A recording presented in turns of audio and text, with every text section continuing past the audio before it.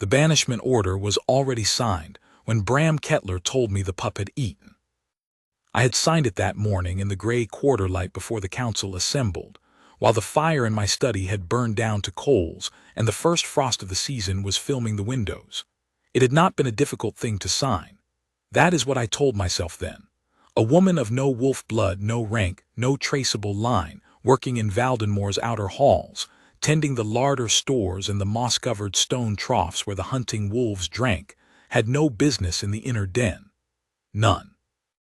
The Silver Fang pup was dying, and the last thing Valdenmore needed was for her death to be witnessed by an outsider with no stake in the kingdom's covenant. So I signed.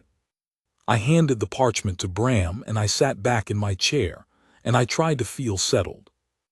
I did not feel settled.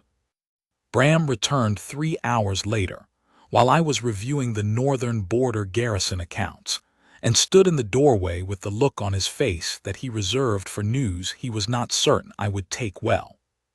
"The pup," he said carefully, "has eaten a full portion. She is sleeping." I set down my pen, healer drawn. "Healer drawn," Bram said, "has not been in the den since yesterday's second bell. He told me his remedies required time to take effect, and that the improvement was likely due to his work overnight." A pause. "The Wolfless girl has been in the den since yesterday's dusk." I looked at him for a long moment. "Bram, my king, you are telling me that the woman I signed a banishment order for this morning has, in the interim, done what our pack healer could not." "I am telling you what I observed," Bram said, in the careful tone of a man choosing not to say yes outright. "The pup's condition has changed. The girl is still in the den." I should have said, "Carry out the order." It was what every sensible thought in my head told me to do. Valdenmore's inner den was not a place for wolf-bloodless outsiders. The Silver Fang pup, born once in a century to our line, the living seal of our covenant with the moon, the creature the old text said would cement the next Luna's claim, was not a convalescence project for a nameless girl from the outer halls. My counsel had been telling me for 6 weeks that her presence in the keep was a distraction and a protocol violation. Bram Kettler, my second, had twice put the formal petition in front of me, and I had signed the order that morning. I said, "Leave the order where it is." Bram's face did not change. "Yes, my king." "I am going to the den." "Yes, my king." I was aware, as I walked the inner corridor that led from the east hall down through the carved granite passage to the den, of the particular feeling of a man about to learn something he has been avoiding. I had been Alpha of Valdenmore for 11 years. I had inherited the title from my father when I was 22, a young man with a young man's certainty that governance was a matter of correct reasoning, applied consistently to available facts. I had learned, over those 11 years, that available facts had a habit of being incomplete in precisely the directions that mattered. The Silver Fang's den was cut from the living rock below the keep's east wing. It smelled of pine resin and cold stone, and the particular warm animal smell that meant the pup was, at least, breathing. The passage narrowed as I descended. The torches were unlit. Whoever was inside had not bothered with light, or had not needed it. I heard, before I saw anything, a low, steady sound, not the pup's labored breathing from the last 3 days. Something quieter than that, a sound I needed a moment to identify as the pup sleeping. I stopped in the entrance. She was sitting cross-legged on the den floor, her back against the far stone wall, one hand resting open on the ground beside her. The Silver Fang pup was curled against her left side, tucked into the hollow between her hip and her knee, the way pups sleep when they have found something warm and known. The girl's eyes were closed. She was not sleeping. Her breathing was too deliberate. She was listening, the way certain people listen when they are attending to something very carefully. My wolf went quiet in a manner I had never felt before. Not still, not the aggressive stillness of threat assessment or the flat quiet of indifference. Something else. The kind of quiet that comes from recognition. The kind that drops through the chest like a stone through clear water and settles somewhere very deep and does not move. I stood in the entrance of the den and looked at the wolfless girl who had saved the silver fang pup, and my wolf recognized something I did not yet have the word for. I did not deliver the banishment order. Her name was Senna. I had to ask Dran, the healer, who looked at me with the expression of a man who had hoped I would not require him to admit he had failed where she had not. Senna. No family name that anyone in the keep had recorded. She had arrived in Valdenmoor's outer settlement 4 years ago, on foot, in late autumn, and had made herself useful enough that the outer hall steward had given her work. She tended the hunting wolves' water troughs, kept the store counts, knew the drying properties of 11 different herbs that the pack used for the wolves' winter care. She did not speak much. She did not cause trouble. She had, in 6 weeks of increasingly vocal counsel objection, never once petitioned my household for an audience. She had not argued her case. She had simply kept doing what she did. The council meeting that afternoon was the sharpest I had presided over in 3 years. Bran sat at my right and did not say anything during the first quarter hour that was not correct, technically. The wolfless girl was not pack. She had no wolf. She had no documented lineage from any of the 7 northern bloodlines that held formal standing with Valdenmoor. Her presence in the inner den during the Silver Fang's illness had been a violation of 3 protocols that existed for very good reasons, and the fact that the pup appeared to have improved was not evidence that the girl was the cause, and was certainly not evidence that she should be permitted to remain. "And the order?" he asked at the end, not aggressive, careful the way Bran always was when he was being most serious. "Is suspended," I said. The room was quiet. "Suspended," Bran repeated, "until I am satisfied as to the pup's condition and the cause of its change, after which I will review the matter." This was, and I knew it, not a true reason. A true reason would have been something I could have articulated fully to the room.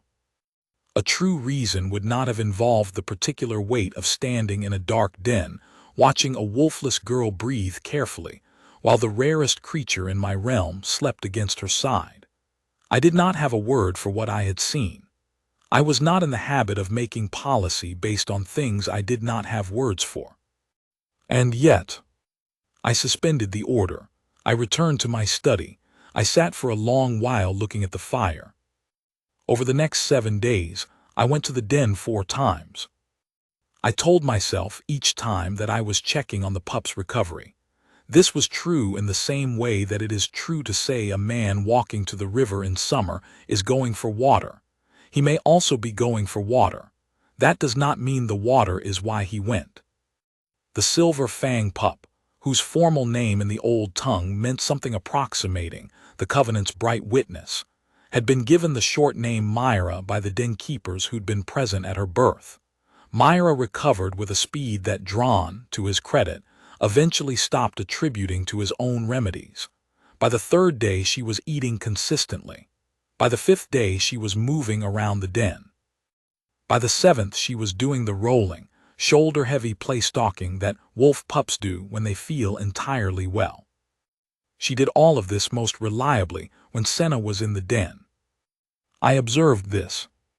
I observed it carefully, in the particular way that I have spent 11 years learning to observe things, not assigning meaning before the evidence merits it, not dismissing what I see because it doesn't fit the framework I brought in with me. Senna never did anything obvious. She did not perform for the pup or coax her. She sat, or she moved quietly around the den doing small maintenance tasks, and Myra orbited her the way young things orbit warmth without knowing they are doing it. On the 4th visit, Senna saw me standing in the entrance. She did not startle. She looked at me with the direct, uncalculating gaze of someone who has decided that fear of the king is a lesser inconvenience than inattention to whatever she's actually focused on. Then she looked back at Myra. "She's been eating the pine needle broth," she said without ceremony. "The marrow from the river hen bones, not the healer's dried remedies. Those were too concentrated, they were making her nausea worse. I stepped into the den. Drawn did not report that. Drawn did not ask her, Senna said. She said it without accusation, in the tone of someone reporting a simple fact. I crouched beside the pup, who was sprawled on her side in a patch of torchlight, the white of her coat catching the warmth. The silver fang's coat, that particular pure white, edged at the paws and ears with the faintest silver, was the thing the old texts described as the mark of the moon covenant. In good health it was striking. I had not seen it in good health for almost 2 weeks. She looks well, I said. She is well, Senna said. She'll be fully herself in 3 more days. I looked at her then properly. She was younger than I had estimated from a distance, mid-20s perhaps. Light-boned, with the kind of stillness about her that people either have from birth or learn from a long time spent in careful, quiet work. Her hands were calloused. Her eyes, when they met mine, were the gray of the cold gorge water in autumn, and held the same quality, clear, deep, not particularly concerned with being warm. "What do you know about Wolfbond's sickness?" I asked. A fractional pause. "Enough." "Where did you learn it?"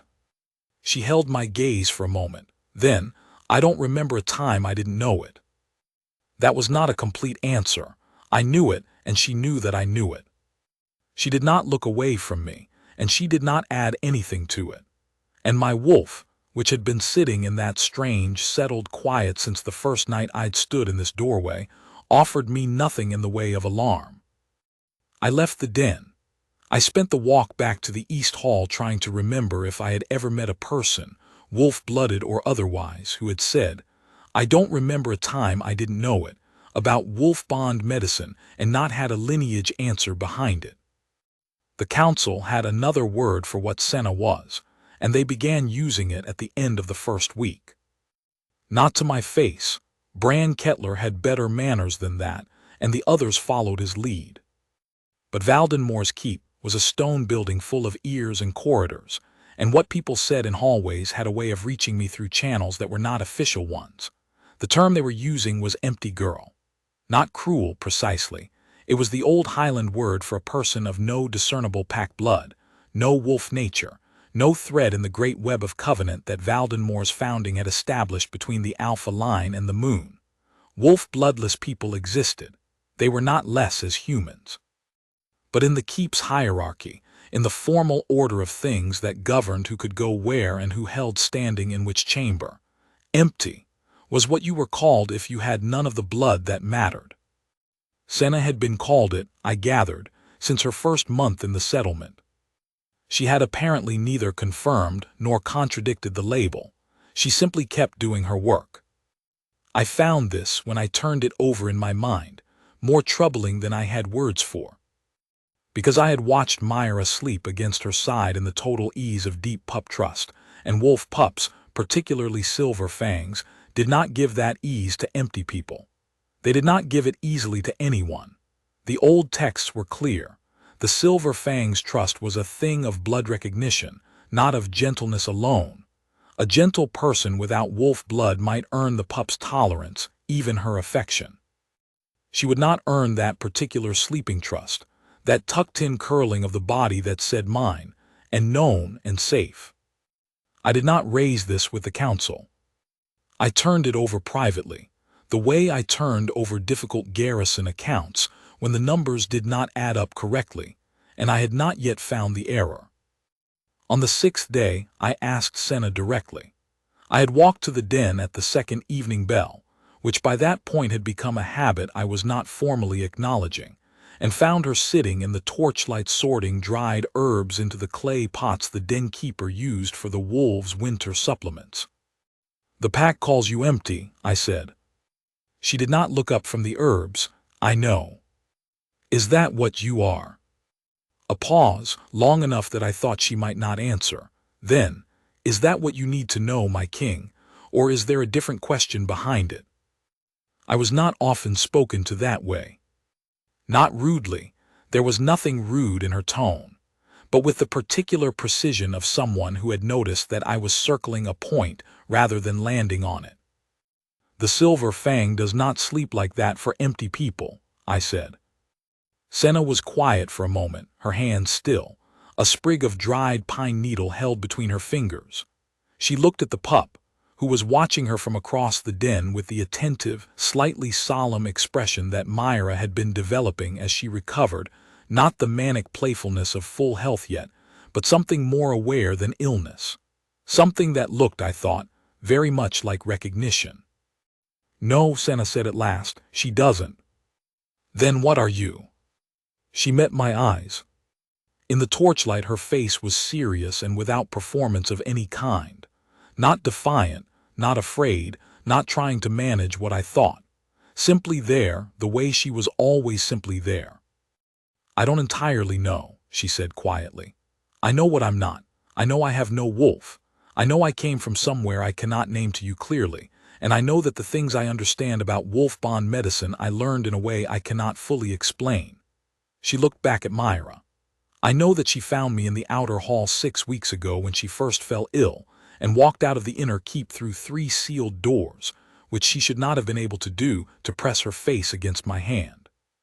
And that no one else seemed to find that remarkable enough to mention to you."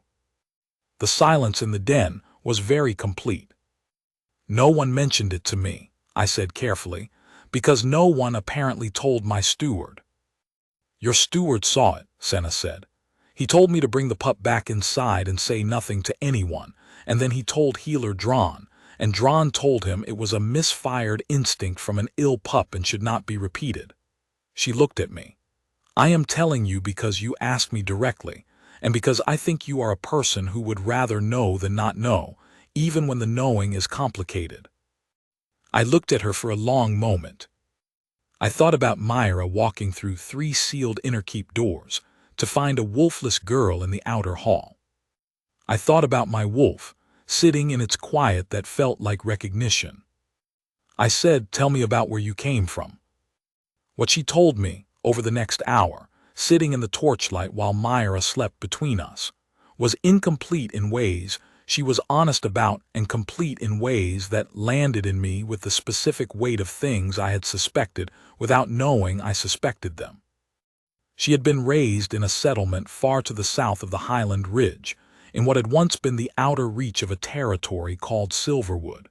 She said this carefully, watching my face. She was right to watch my face. Silverwood was not a name I had expected to hear in the den of my silver fang pup. Silverwood had been the seat of the oldest Luna line in the northern realm, older than Valdenmoor, older than the 7 founding bloodlines, old in the way that the moon herself was old, meaning so far back in the Highland histories that the records became legend at a certain point, and then became something less legible than legend. The Silverwood line had died out, or so all accounts held, 3 generations ago, when the last of the bloodline's women had vanished from the southern reaches without heirs. The covenant between Silverwood's Luna and Valdenmoor's Alpha had been one of the great binding agreements of the realm's early centuries. When the Silverwood line ended, the covenant had technically persisted. It was written into the Silver Fang's very existence, the pup born once a century to Valdenmoor's line as living proof of the bond. But without a true Silverwood Luna to answer the pup's recognition, the covenant had become ceremonial, meaningful to historians, a formality of bloodlines long exhausted. That was the official record.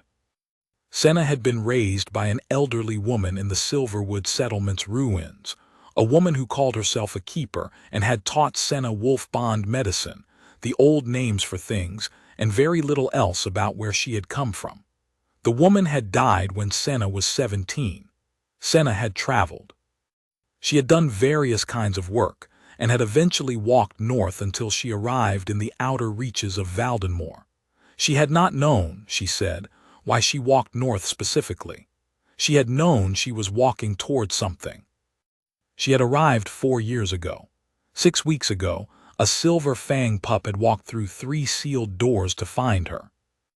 "And the mark?" I asked. I did not know why I asked it. I had not planned to, but something in what she had told me had named the shape of what I had been feeling in my wolf for 6 days, not an unfamiliar shape, but one I had only read about in texts, one I had believed to be historical, and the question came out of me with the directness of something that needed to be said. Senna held very still. Then she pushed back the cuff of her left sleeve. On the inside of her wrist was what I had half known I would see. Not fully formed, pale, faint, the way such marks began when they had not yet been witnessed in the circumstances that completed them. The crescent and the pine, the silverwood seal, the mark of the Luna line that should have died 3 generations ago, present on the wrist of a woman whom the whole of Valdenmoor had spent 6 weeks calling empty. I did not say anything for a very long time. My wolf was no longer quiet. It was simply certain. It had been certain since the first night I had stood in this doorway. I had simply not allowed myself to follow where that certainty led. "How long has it been there?" I asked. "As long as I can remember," Senna said. "The keeper told me it would complete itself when the time was right. I did not know what that meant." She looked at the mark, and then at me with the same directness that I had come to recognize as the truest thing about her. "I think I am beginning to understand it." The problem was Bran. More precisely, the problem was the formal banishment ceremony that the council had, in my absence of decisive action on the suspended order, gone ahead and scheduled. I discovered this the following morning when my steward, the same steward who had watched a silver fang pup walk through 3 sealed doors and told Senna to keep quiet about it, a conversation I intended to have in full at a later time, informed me that the great hall had been prepared and the pack gathered. The ceremony was set for the 2nd morning bell.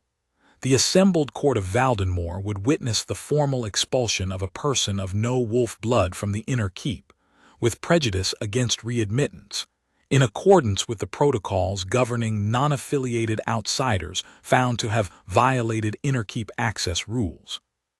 I had technically allowed this to proceed by failing to rescind the suspended order in writing. I stood in my study, the morning light coming cold and low through the frost-filmed windows, and I looked at the parchment my steward had handed me, the ceremony agenda, written in Bran Kettler's precise formal hand, and I thought about the mark on Senna's wrist. I thought about Myra walking through 3 sealed doors. I thought about what it meant in the old texts for a silver fang pup to do that, what it had always been described as meaning, in the covenant language that predated Valdenmoor's founding by 2 centuries. The silver fang pup sought her Luna. That was what the text said.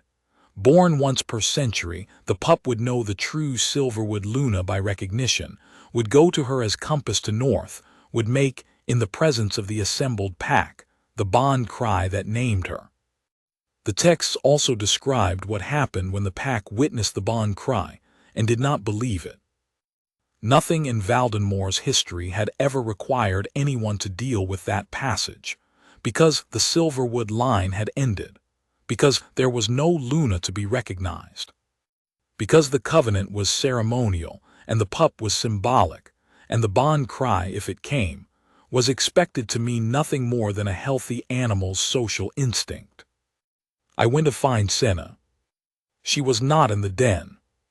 She was in the outer hall, folding linens, because, I understood, standing in the doorway watching her work with the same efficient quiet she brought to everything. She had simply continued her work. She had told me her truth the night before, and she had not waited to see what I would do with it. She had gone back to the linens. "There is a ceremony this morning," I said. She looked up. "I know." "You know, and you're folding linens." "What else would I do?" she said. There was no bitterness in it. She said it the way she said most things, as a simple, considered observation. "You signed the order. The council scheduled the ceremony. If you have decided to carry it out, then that is what will happen, and folding linens in the meantime is not a worse use of this hour than any other." She looked at me steadily. "And if you have decided something else, I expect you would not have come to the outer hall to find me." I held her gaze for a long moment. I said, "Come with me." The great hall of Valdenmoor was built from the same granite as the rest of the keep, but the hall was older than the keep, older than the 7 founding lines, old enough that the stone in the floor held the marks of things that had happened in it before anyone alive knew what they were. High-ceilinged, cold, lit this morning with the winter torches in the iron sconces along the walls. The pack was assembled in the formal arrangement for covenant ceremonies. The council at the front, Bran Kettler at their center, and behind them the gathered wolves of Valdenmoor's inner court, the warriors, the den keepers, the healer's staff, the household. They all looked at the door when I entered. They looked differently when they saw who walked beside me. Bran's expression did not change, but his eyes moved from Senna to me and back, with the precision of a man rapidly recalculating. "My king," he said carefully, "the ceremony is prepared." "I'm aware," I said. I walked to the center of the hall. Senna walked with me, at my side, with her shoulders even and her chin level and the particular composure of a person who has decided that whatever happens next, she will meet it standing straight. I had been watching her for a week. I knew what her composure looked like. I also knew, and this was something I filed away in the part of my mind that was still functioning as Alpha of Valdenmoor, and not as something else, something I had not yet allowed myself to fully name. That composure was not the same as absence of feeling. There was something underneath it that she had chosen to hold very still. I turned to face the court. I said, "This ceremony is suspended." Bran drew a careful breath. "My king, the protocol is suspended," I said, "until I have addressed the court on a matter the council does not appear to have adequately investigated before scheduling this proceeding." Silence. The good, taut silence of an assembled room that has realized something is happening that was not on the agenda. I had been composing what to say during the walk from the outer hall. I am not, by nature, a man who speaks before he is ready. I had not been ready, technically, but there are moments when readiness is less available than necessity, and this was one of them. I said, 6 days ago, I came to the inner den to observe the Silver Fang pup's condition. What I found was a pup that had been brought back from the edge of death by a woman whom this court has spent 6 weeks calling empty. I did not look at Bran when I said it. I looked at the court. I want to be very specific about what I observed, because I think several people in this hall have been careful not to be specific about it. The pup was eating. The pup was calm. The pup was sleeping against this woman's side in the way that wolf pups sleep when they have found their earliest, deepest, most blood-recognized safety. I paused. That is not something an empty person produces. Those of you who know anything about Silver Fang behavior in the histories know that. Another silence. This one had a different quality. Several of the older den keepers exchanged glances. One of the council members, old Fereth, who had been in Valdenmoor's service since my father's time, had gone very still. "I spoke with Senna last night," I said. "I asked her about her origins. I have reason to believe, reason I am prepared to present to the council in full session, but which I am naming here now because this hall has been assembled, and because I am not willing to send her out of it under a banishment order while this question is open, that she carries Silverwood blood." The silence that followed was of a different kind entirely. I heard it move through the room like cold air through an open door. The word Silverwood, said in the great hall of Valdenmoor, in the context of the Silver Fang's Luna, was not a word people had expected to hear in their lifetimes. The covenant was old, the line was gone, everyone knew it. Bran said carefully, "My king, the Silverwood line." And then Myra broke through the hall's east door. I do not know, to this day, how she got through the door. The den was sealed for ceremony. The den keepers later told me the latches were in place. Myra was a recovered pup, but she was still a pup, and she weighed perhaps 40 pounds and had no hands. What she had, apparently, was the same absolute wolf instinct that had walked her through 3 sealed inner keep doors 6 weeks ago to press her face against Senna's palm in the outer hall. She came through the door at a run, not the playful run of a well pup, but the particular fast, determined movement of an animal going somewhere specific, and crossed the hall floor in the span of a few heartbeats and stopped at Senna's feet. She sat. She lifted her head, and she made the sound. I had read the description of the Bon cry 3 times in the old texts, in the most ancient of Valdenmore's histories, in the section that the archivists had always footnoted with ceremonial, historical, not observed in living memory. I had understood it reading as a kind of formal howl, a pack sound with ritual significance. I had not understood reading that it was not loud, that it was something closer to the sound a creature makes when it has found what it has been looking for, and the finding is so complete that nothing about it needs to be announced. Low and clear and certain in a way that the air in the room felt different after it, the way air feels different after lightning. The great hall of Valdenmore went absolutely silent, and on Senna's wrist the mark completed itself. I saw it happen. I was standing close enough to see it, the pale faint crescent that had been there since she could remember, the incomplete silverwood seal, filling in from its edges as if it had been waiting for exactly this witness.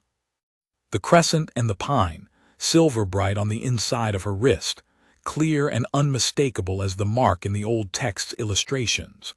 The ones the archivists had always labeled the Luna seal, silverwood line, last recorded 3 generations past. Fereth made a sound that was not quite a word. Bran Kettler said nothing at all. His face was the face of a man watching something he had been certain was impossible demonstrate that it was not. I looked at Senna. She was looking at the mark. Not with surprise, I understood, watching her, that this was not a surprise to her exactly. It was more the expression of a person watching something arrive that they had felt approaching for a very long time without being able to see its shape. Her face was composed, and something underneath the composure had gone very still and very careful in the way of people who are trying not to show that something is landing in them with enormous weight. Myra leaned against her ankle. I moved before I had consciously decided to. There is a moment, I think, in the lives of certain people, perhaps in every person's life at least once, when the correct action is simply the action that is true, regardless of what it costs or what it overturns or what it requires you to admit you nearly failed to do. I had signed a banishment order. I had suspended it because my wolf had gone quiet in a doorway, and I had not had a word for the quiet. I had spent 6 days observing and reasoning and asking careful questions, and being, in general, the careful methodical king I had spent 11 years learning to be. All of that had been useful. It had kept me from carrying out the order when I should not have, but it was not what was called for now. I removed my cloak. It was the heavy one, the winter weight, lined with the gray wolf fur that had been my father's, the one with the Valdenmore seal at the clasp. I had worn it for every formal occasion in 11 years. I draped it over Senna's shoulders. It was not a gesture I had planned. It was the thing my hands knew to do, the same way certain things become known to you when the evidence is finally sufficient, not learned but recognized, in the way of things that were true before you had the language for them. The hall was very quiet. I said loudly enough for the full court to hear, "The Silverwood Covenant holds. The Silver Fang's bond cry is witnessed. Valdenmore recognizes its Luna." I did not look at Bran when I said it. I was watching Senna. She looked at me with the gray, clear, ungoverned gaze that I had been cataloging for 6 days without knowing what I was cataloging. There was something in it now that had not been there before, not gratitude, not performance of gratitude, not relief exactly. Something that was adjacent to all of those things but was its own thing. The particular expression of a person who has been carrying the weight of an unwitnessed truth for a very long time, and has just, for the first time, put it down. Myra made a small, warm sound against her ankle. Bran Kettler was the first to bow. I had not expected it to be Bran. Bran, who had called her the empty girl in the formal petition he had put in front of me twice.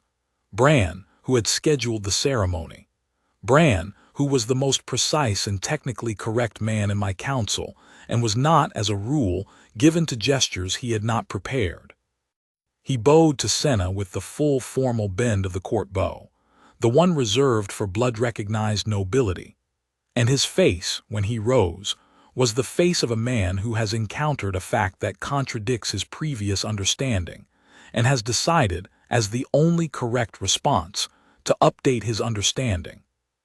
The court followed him. One by one, and then in a wave, the assembled wolves of Valdenmoor bowed to the woman I had spent 6 days not calling by her right name. There were a great many things to sort out afterward. The covenant's formal restoration required 3 council sessions and a ceremonial acknowledgment that had not been performed in Valdenmoor for over a century, involving old texts that had to be located by Farath in the archive's deepest storage. The question of Senna's documented lineage, how precisely the Silverwood blood had survived, passed through which line, preserved through whose keeping, required careful historical work that took weeks. The steward who had told her to say nothing about Myra's initial approach to her was required to give a full accounting of his decision, which he did with the expression of a man who had made what seemed at the time like a reasonable choice, and had been watching the consequences of it build ever since. Healer Drawn, to his credit, acknowledged in full council that Senna had correctly identified the cause and treatment of Myra's bond sickness, and that his own remedies had been counterproductive. He said this in the flat, careful tone of a man who has decided that professional integrity costs less than he had feared it might. I respected him for it. Bran and I had a long conversation, several days after the ceremony, about the banishment order and about what the phrase, the empty girl, had been doing in the formal petitions and in the keep's corridors. It was not a comfortable conversation. Bran was not a cruel man. I had known him for 11 years, and cruelty had never been among his qualities. He was a man who had worked within a framework, and the framework had had a category, and the category had fit the available evidence, and he had never thought to question what the category was based on or what it might be missing. I said this to him. He agreed with it, in the precise, methodical way he had of agreeing with things he found difficult. The order, he said at the end, I drafted it. You drafted it, I said. I signed it. I scheduled the ceremony. I did not rescind the suspension in writing, I said, which allowed the scheduling. Bran was quiet for a moment. Then, I should have asked different questions. Yes, I said, and I signed the order before I had sufficient information, which is what I should have recognized before I signed it. A pause. We both failed to ask different questions. In future, when a silver fang pup walks through sealed doors to reach a person, perhaps that should prompt different questions more quickly. Yes, Bran said somewhat dryly. It should. There is a thing that happens, I have found, when you nearly make an irrevocable mistake and then do not. You carry the shape of it with you. Not as guilt exactly. Guilt is for mistakes you have made. More as a kind of permanent clarity about how close the wrong thing was, and what would have been lost if the right thing had not happened in time. I carry the signed banishment order. Not literally, I burned the parchment, but I carry the knowledge of it. I signed my name to a document that would have sent Senna away from Valdenmoor, and it was not my wisdom that prevented it. It was a pup walking through a door, and a mark on a wrist, and 6 days of my wolf sitting in a quiet that I had not been willing to trust until the evidence became impossible to argue with.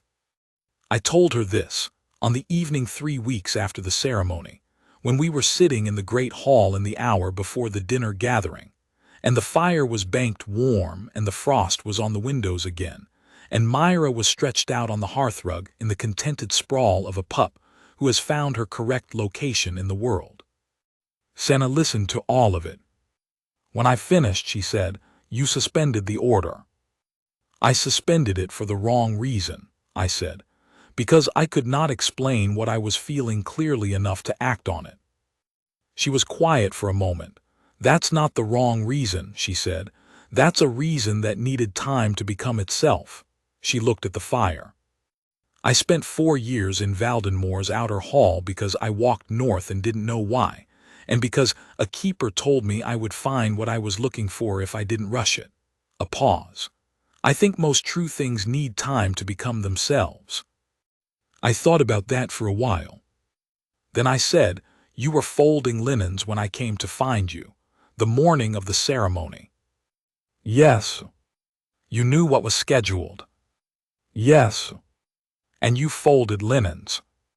Senna looked at me with the expression that I had by then learned to read as the one she wore when she found something quietly, particularly herself. Not humor exactly, more the expression of a person who finds the fabric of things occasionally amusing in a way that does not require announcement. "My keeper used to say," she said, "that the correct response to things you cannot control is to do the work in front of you well and let the rest arrive when it arrives." A pause. "The linens needed folding." I did not say anything to that for a moment. Then I said, "I am glad the linens needed folding." She looked at me.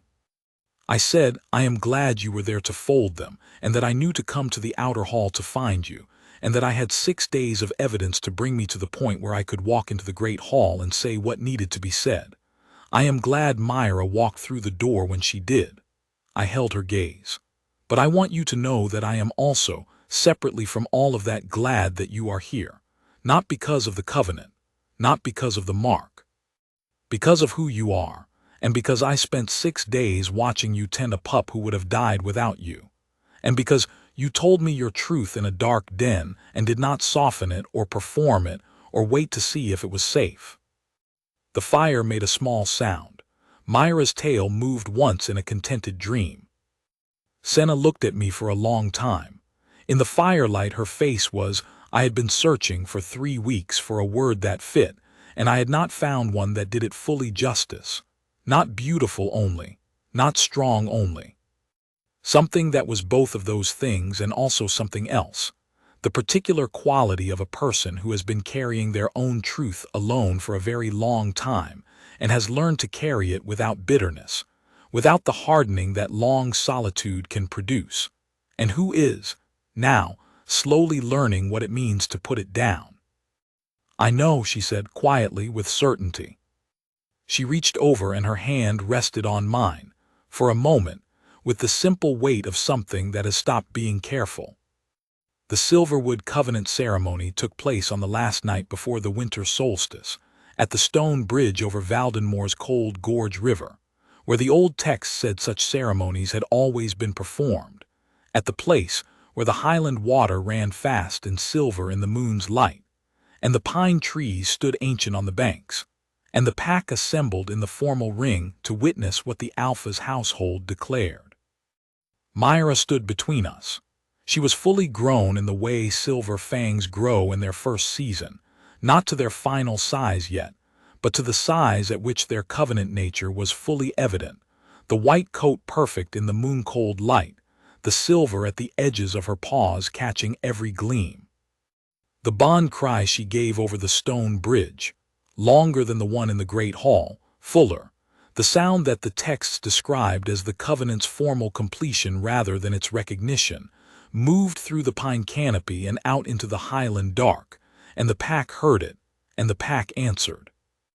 Bran Kettler stood at the front of the assembled court. He bowed first, again.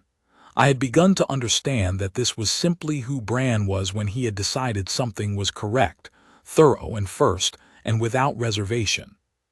The court followed him into the full bond bow, the one that in the old texts was described as the pack's answer to the covenant, and the sound of it, 60 wolves and the full household of Valdenmore, the formal declaration, rose into the cold air over the gorge and the river and the pines.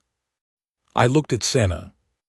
The silver wood mark on her wrist was fully lit, silver bright, clear, the crescent and the pine complete and present, 3 generations of a line that should have ended catching the moon's light over the stone bridge, as if they had never been gone at all. She was looking at the river. Then she looked at me. I do not think I will find, in whatever years remain to me as Alpha of Valdenmore, a more precise word for what was in her face in that moment than the one the old texts used for the Luna's recognition of her covenant. Complete. Not finished, complete. The difference being that finished is what happens at an ending, and this was the opposite of an ending. Myra pressed against Senna's leg, silver white in the moon, the Bond cry's echo still moving through the cold highland air. I took Senna's hand. The river ran on below us, fast and clear and certain, the way highland water runs when it has found the gorge it was made for.